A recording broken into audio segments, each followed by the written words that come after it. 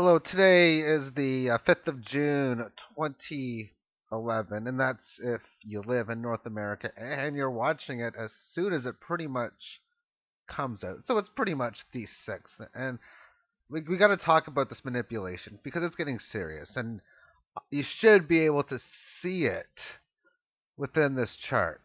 And the manipulation, it just occurred. It broke a resistance point, or at least it's made a high not seen since the Thursday afternoon manipulation on the SLV. And the manipulation was that it wasn't the price of silver that started at 36 and a quarter, went down to 36 and a dime, and now back up to 36 and a half, and finally retracing back to 45 cents. That's a pretty decent size 1% move, but it was paper movements that brought it towards the upside. It's still below this declining 18 period average, which is close enough to the 5-day moving average. It's really 4.5. And it's at a Fibonacci point because it calculates this over the last 67 periods, and well, 66 periods ago was at 32. So it's come up from 32, found support at this, and which was basically the 5, started its intermediate trend, nice support, and it didn't quite make it, as we can see. Therefore, what's the manipulation going to show to us for the Monday session and the week, or the first full week of June? It's going to be interesting, and I'm going to re-show this chart again. Only 500 and some odd viewers for the Saturday night, early Sunday morning video. But what I'm liking about this chart, and I said this in the last video, was 4 resistance hits amongst this upper band, where it's breaking through now, having a nice breakout, come back, and it's came back to this previous level of support. And it really came back at the start of the year because January is where the selling occurred. So when you look at how this would have played out when the year ended, it came back down above and now back again.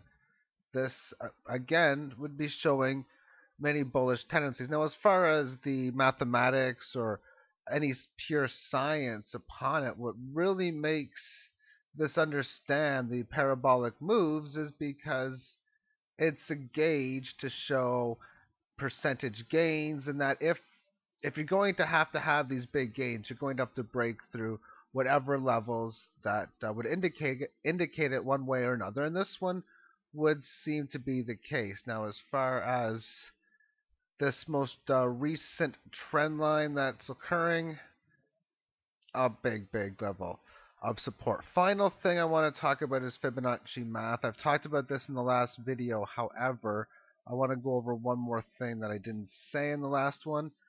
And when we look at the Fibonacci variables, this is set at a low of around 60 cents, I think, 67 cents. And the high is in here. It's $50. I got it set at $50.50, and it's in that area. I don't think they say anyone really knows. Some say it was 52 and a half.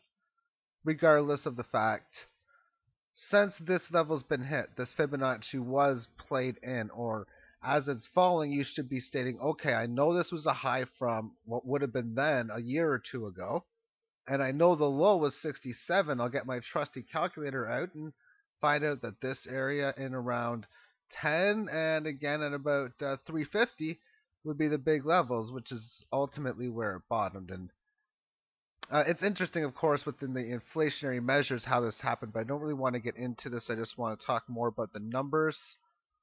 And generally speaking, these levels seem way more than random to cross with significant levels, and as well, this level, when it's rising, would get replaced within this one. So for this level to rise in here, then this level would rise up to 50, which is already a major significant target. Thus, it would make sense for that to be where the next 61.8% band would be placed, and if that were to occur, the price would be 730. Now that may seem like a really big move, but when you're working within the yearly chart, that would be the standard sort of gains of breaking, well, now breaking 45. That's only going up 12, 13 times its value, which is from here to about here. This would be within this chart. This would be what would be needed to do. Would be needed to done to get above towards the 600 or 730 level. Excuse me. Now, before we get there, as far as maybe where we find some significant resistance using the hourly chart, you would have to state, okay, well, where's the most logical place for this to go to the upside? And the more obvious one would be 19 area. And if it does manage to come across to in here, ultimately this moving average, or it's really not a moving average, it's a Fibonacci level, but it would move towards within this band, which would make sense within 19. And 19 is that of a massive move or massive area, not only because it played out as the last significant resistance point, but the Fibonacci retracement from this high and this low works out to be that of 19. Okay, so thank you all for tuning in and have yourself a marvelous week. Bye bye.